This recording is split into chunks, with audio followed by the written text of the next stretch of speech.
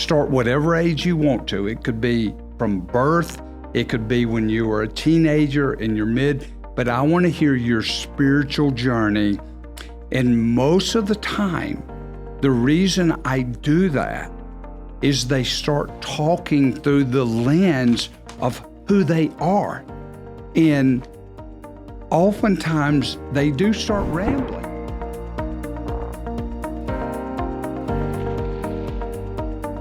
Hey y'all, welcome to the My Place podcast. Thanks so much for joining us today. I'm your host, Mary McSwain, and I'm joined, as I always am, by my dad, Jay McSwain. And as always, it's good to be joined by your dad, Jay McSwain. Dad, how are you doing? Are you recovered from the weekend?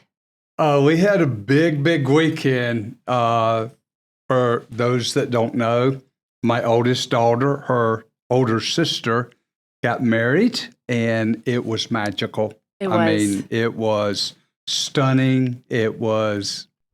Weather was perfect. Ceremony was in my parents' house, your grandparents. We did everything else outdoors, the dinner, and everything was perfect. So I have been a little tired from it, but yes, I'm good. Do you have a favorite part yet? Oh, wow. If you can even pick one. Wow. Favorite part? The dance was really special, butterfly kisses.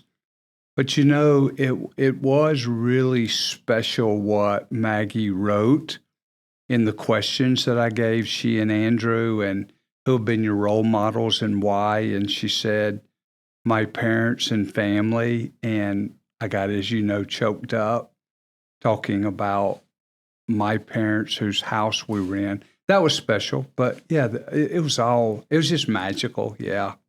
It was so hard. I don't even know if I can pick a favorite part or a favorite moment. I love that Andrew surprised her with truffle fries. My sister loves French fries. Anywhere and everywhere she goes, the nicest restaurant, she will order a side of fries. And they didn't think their caterer could get them any French fries. And just that he knows her well enough to pull off that surprise for her, and how excited that she was. But there were so many parts. It was so beautiful. It was so special with being in Gamma and Dee's house and everything that you got to say about them and our whole family being there. But I think what I might have loved the most was seeing how joyful Maggie was the whole entire day. And she was she wasn't worried. She wasn't bothered. She was just having such a great time. And I know she's waited for this for so long. And so I think that might have been my favorite part, but all the other parts stand very close behind that. And just a shout out to your mom, because she did an incredible job pulling it all off. But it was great. It was a great weekend. Yeah. It was. And I've been trying to remember our dates because I feel like all of our weeks and our trips are meshing together. We're actually going to talk about the week before. The week before. So it wasn't last week. It was the week before. We were in Chicago. We were in Chicago at Moody Bible Institute. Yes. And we talked about our time at Moody last year. We had a couple of episodes actually reflecting back on our trip there.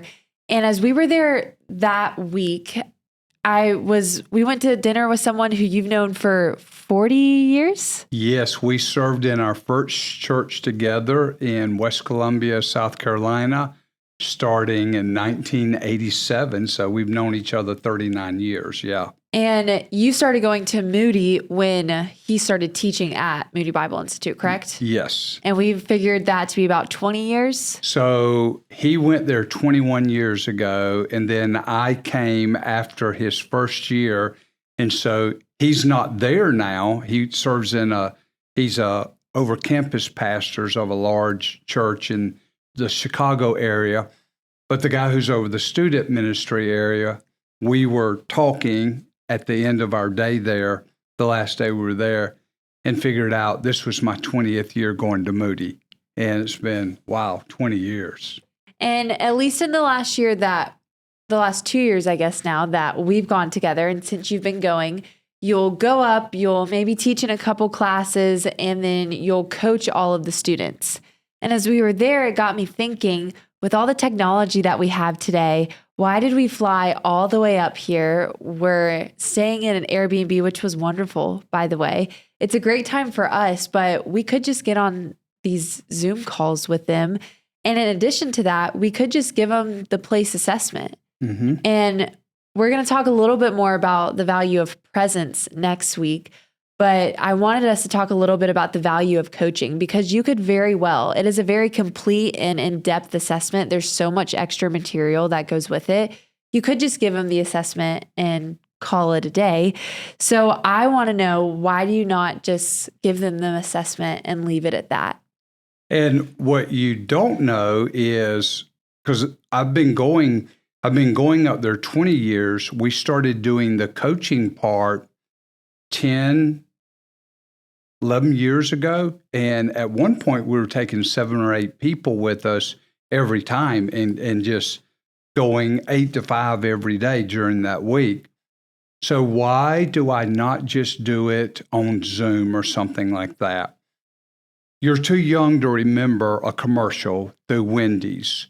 But years ago, there was a Wendy's commercial, and they were talking about how much meat you get in their hamburger. And they were showing another hamburger that had a little tiny in there, and they open it, and it's like, where's the beef? And Mary, why do I do it? It changes lives. And as you very well know, assessments don't change people's lives. But transformation really comes by listening and helping people figure out what to do as they go through this workbook, as they go through these assessments. What do I do with this? And that's why when you see the value of something, that's what I'm trying to say, and you see the life change that it brings about, that's why you do something that may be, I'll say this, counterculture to our society that believes everything can be done on a phone or through an iPad or something, or a computer. And I just don't believe that.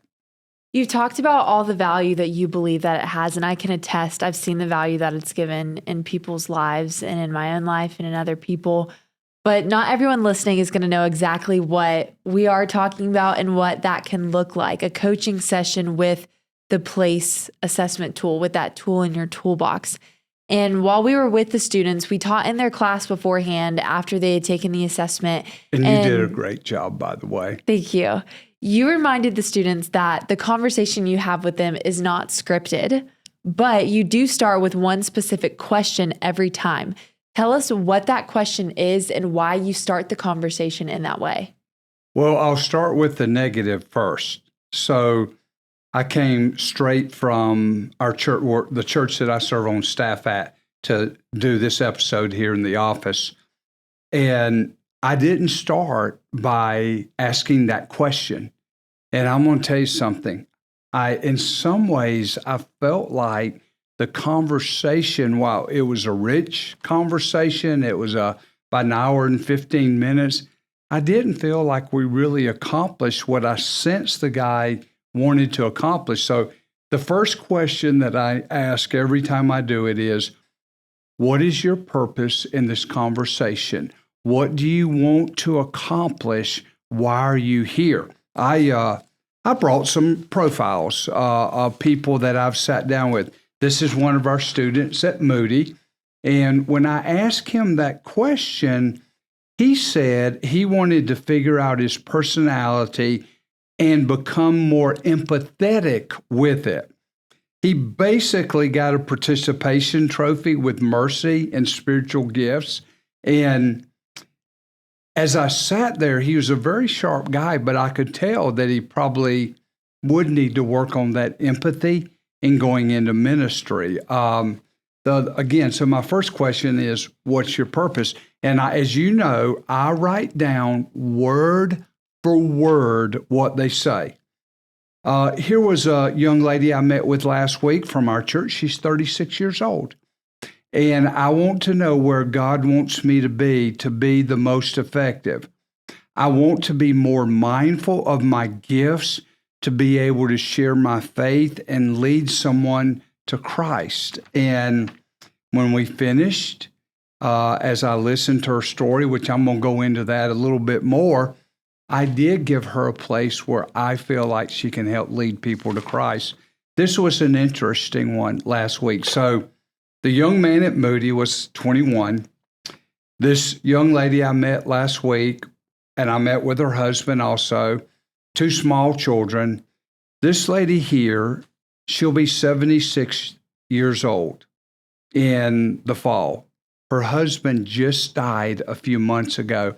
As a matter of fact, when she started going through the place experience at church with me on Wednesday nights last fall, she had to drop out because her husband went into the hospital, and then shortly after that, he died. And she asked me, with the group that I just finished up, she said, would it be okay if I came back by? And this is what she said her purpose was: to better know my giftedness and to use it for kingdom purposes. She said, I have an idea of what my giftedness is and how it fits into his. I have an idea, but I want to know how it fits into his purpose for my life. And it's really cool. She's going to get involved with what we call our There's Hope for the Hungry ministry. And she's going to go out and start sharing Christ. And so that first question is, what do you want to accomplish as we sit down? Because if I don't do that, sometimes I have an agenda. Sometimes I may go off in different directions, which I'm going to talk a little bit in a minute about what I say to them and them going off in different directions. But that's my only, I do script this, that if you need white space in the conversation, which is silence, then zip it, Jay. That's rule number 1 for me. Rule number 2 is it's okay if you don't know the answer to something and you have to say, I don't know. And then rule number 3 is it's okay to ramble. And often rambling is what answers the question. So what I love about that first question, because I've used it as well in my coaching sessions, is that we always talk about how place is like a tool in your toolbox, and we can show you how to use the tool, but you have to tell us what you're trying to build. Yeah. And so in a coaching session, when you ask them, what is your purpose and objective? They're telling us, this is what I'm trying to build. And we are listening to them so that we can say, hey, here's how you can use this tool on the project of your life that you're trying to build. And I think that's one of the great values of that one question. And that's one of the ways to wrap your mind around what the tool can be used like in your life, or what a coaching session can do in your life. We're not telling you what you should build. We're showing you how you can use a tool to help you build what the Lord has laid on your heart and on your life to continue building, start building, stop building, or start a new build. So after you lay down your first question, your ground rules, what does the conversation look like after that? You know, Mary, it's different oftentimes, but I probably say the direction it goes first is I start saying, tell me about your spiritual journey. And I'll say, some people, some churches, like we go to a Baptist, it'll be like, tell me how you got saved. And in your case, you don't know that marker day. Your sister does. I know my marker day, but I want to know more than that. And I'll say, start whatever age you want to. It could be from birth. It could be when you were a teenager, in your mid, but I want to hear your spiritual journey. And most of the time, the reason I do that is they start talking through the lens of who they are. And oftentimes they do start rambling. I mean, they go all over, and they often tell me, I'm sorry, you said that it was okay to ramble and I'm doing it now. But oftentimes the first question is about their spiritual journey. Sometimes if it is, I want to know my spiritual gifts, I want to confirm them. It could be something like, well, tell me what you thought your gifts were. Did you hear anything different here? Did it look different when you took the assessment, read? And then I just start writing. And as the purple is always I use a different colored pen every time, and I start writing what they say. But I'd probably say the most typical first question is, tell me about your spiritual journey. And again, I just start writing and start helping them answer that question. Now, one of the things that I tell them all the time, you're probably going to lose focus on what the purpose of this conversation that you said you wanted to accomplish. You probably will. And I would say 99 out of 100, they do. And you'll think sometimes I'm asking questions, 40,000 feet, and I always say, eventually I'm going to land this plane.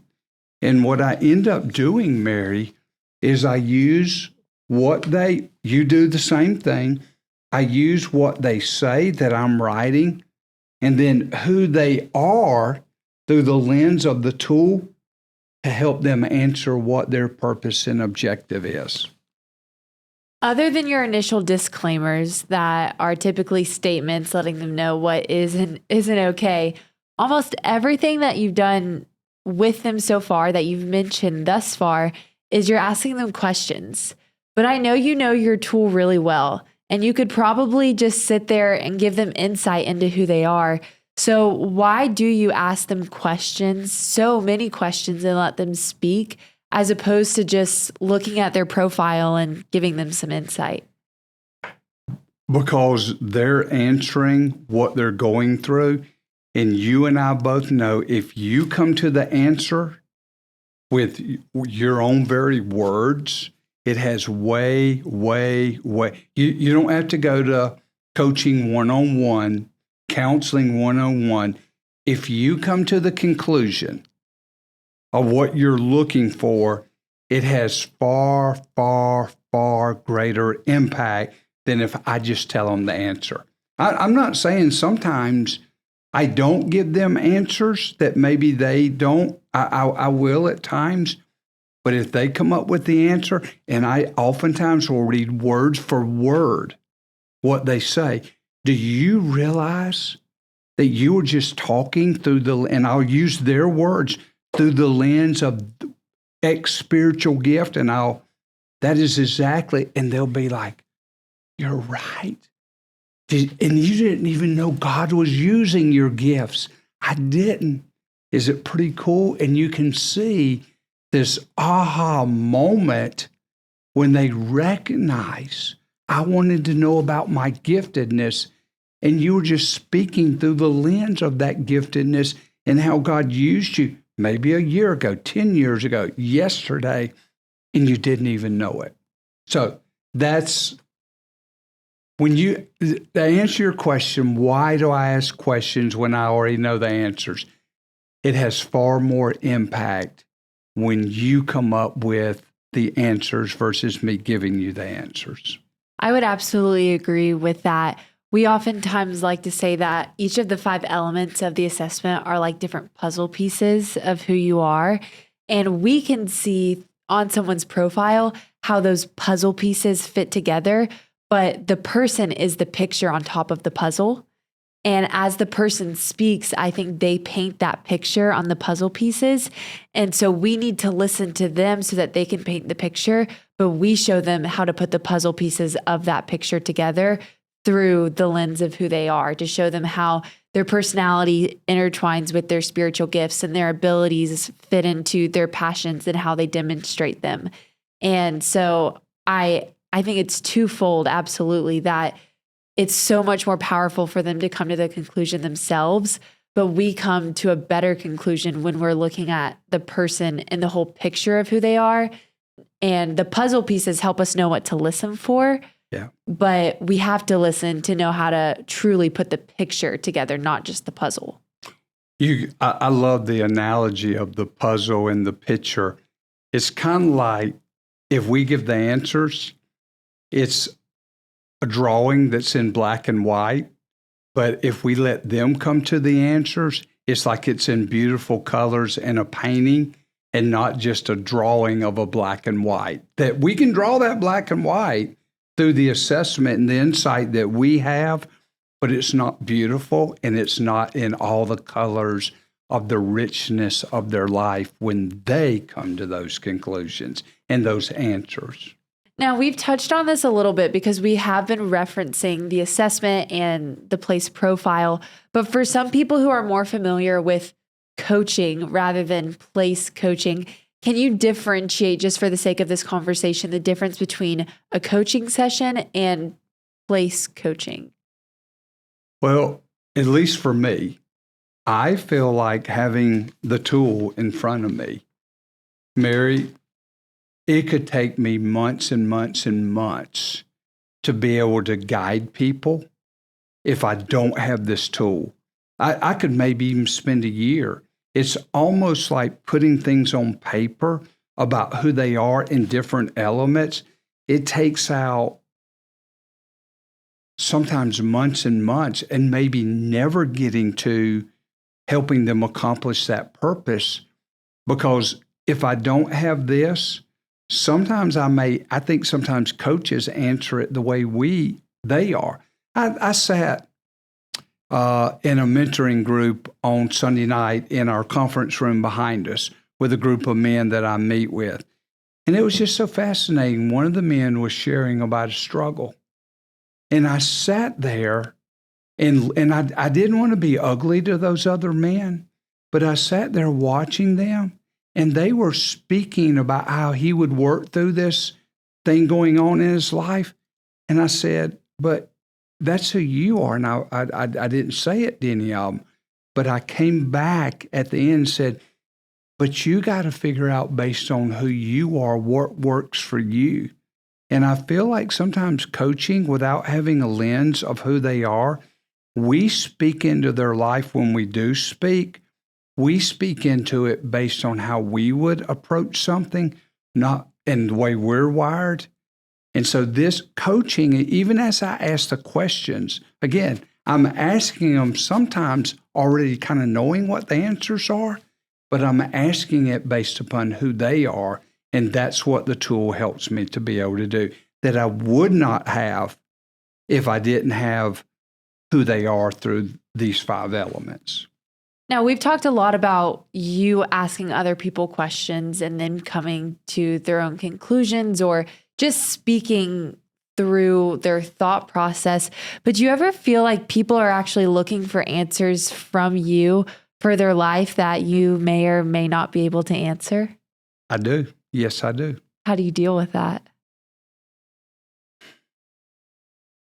In the early days of coaching, I would get very frustrated, really, with myself because I felt like I couldn't give them the answer, and oftentimes the answer is them making a decision to do something. Sometimes because I think one of my gifts is encouragement, exhortation, which is I like to give people steps to move forward. You know, if you'll do this, this, and this. And sometimes people are not ready to move forward, and it really takes empathy, which is the mercy. And I have to go into the role of mercy because I don't have the gift of mercy. And that's something I've had to learn because I know they're not ready to move forward. And so sometimes, and they're coming a lot of times for the hope that maybe I can say something. And maybe sometimes I do, but a lot of times it's not in what I say to them. It's in they have to make decisions, and sometimes they're not in a place to make decisions. Now, not everyone listening to this conversation is going to be in a position like you get to be with so many people to provide that listening ear through the place profile, through a coaching session. But at times we all have a role in somebody's life that is seeking insight or advice or just a listening ear. What have you learned through coaching that could help people listening be better or more impactful in conversations or in their relationships? To listen. I mean, maybe I could drag this on for 5 more minutes. But I find that most people don't listen. We were talking about conversation I had right when I came from church today to here. And, as you know, I evaluate a lot of conversations, A, B, C, D, F grade, by how much I listen. And I sat down with a man about an hour and 15 minutes. And I think I maybe spoke 5 minutes in the entire 75 minutes. But you know what I realized? He needed to talk. And I didn't feel like he was really wanting answers from me. He's new to our church. He's trying to figure out. And I felt like I needed to listen. And I think we're going to talk about this in our next episode next week about the ministry of presence. You'll never, never, never go wrong if you don't talk, but you take the time to listen. And people will walk out and say, wow, he helped me so much. And I didn't tell them anything. I just let them talk. I used this quote actually in the speech that I gave at Maggie's wedding this weekend that says, people will forget what you said, they'll forget what you did, but they will never forget how they made you feel or how you made them feel. Yes. And as I was thinking about that and thinking about that quote, so many of the most impactful people in my life are the ones that have asked me questions. And you can't ask a good question if you didn't listen well. And I remember how being listened to makes me feel, and being listened to, and when they ask questions, because you can tell that they listen, it makes you feel valuable. And I don't necessarily remember what we talked about. I don't necessarily remember what they said, but I remember how those people made me feel because I felt seen and heard and valued for the sake that I was simply listened to. And I heard a quote. It was something that one of my friend's dads said in college, that he would rather be interested in other people than found interesting by other people. And when you are interested in other people, you leave them feeling heard and seen and valuable. And like you said, you can never go wrong when you listen to people. And as we'll talk about next week, when you give people your presence in that listening ear. Yeah, that's good. That's good. That is all that we have time for this week. As we teased out a little bit, we're talking about the ministry of presence next week. So I hope y'all will stay tuned as we continue to talk about the value of not just asking good questions and listening to people, but truly being there for them with your presence. Thank you for tuning in, and we hope to see you back here next week.